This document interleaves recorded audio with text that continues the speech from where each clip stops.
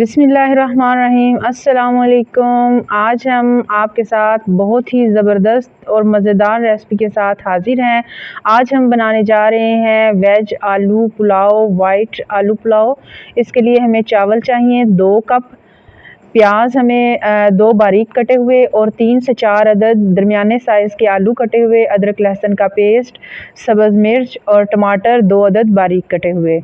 नमक चाहिए हमें हस्बे ज़रूरत, 1 चम्मच सुरख मिर्च, 1 चम्मच धनिया पाउडर, आधा चम्मच काली मिर्च पाउडर, आधा चम्मच ज़ीरा, साबुत ज़ीरा और गरम मसाला 1 चम्मच।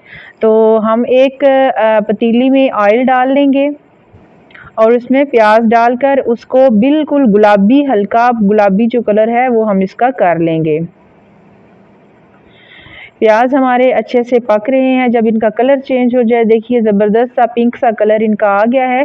जब इनका कलर चेंज हो जाए तो इसमें हम आलू डालकर तकरीबन 2 से 3 मिनट के लिए इनको भून लेंगे। आलू डालने के बाद आप चम्मच को अच्छे से हिला लें। देखिए तकरीबन आलू जो हैं वो हमारे अच्छे से बन रहे हैं और इसमें हम बाकी जितने भी मसाले हैं जो आपको पहले हमने वीडियो के शुरू में मैंने बता दिए थे, वो आप सारे मसाले इसके अंदर डालकर इसको तकरीबन 3 से 4 मिनट के लिए भून लीजिए। इसके बाद सब्ज़ मिर्च, टमाटर और अदरक लहसुन का पेस्ट डालकर तकरीबन 5 मिनट के लिए इसको अच्छे से भून लें।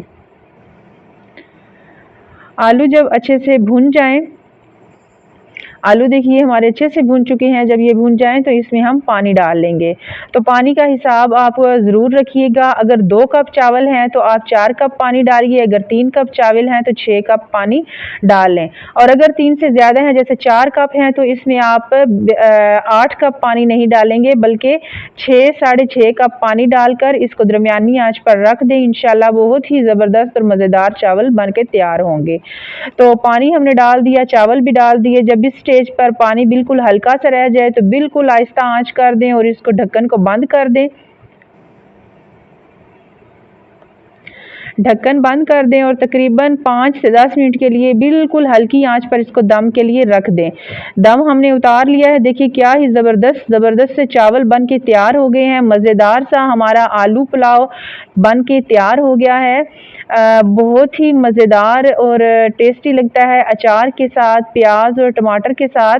तो उम्मीद करती हूँ आज की रेसिपी आपको ज़रूर पसंद आई होगी। अगर आपको पसंद आई है तो मेरे चैनल को सब्सक्राइब करें, लाइक करें और शेयर करें और एक बड़ा अच्छा सा प्यारा सा कमेंट करके ज़रूर जाइएगा अगर आपको ये रेसिपी पसंद आई है।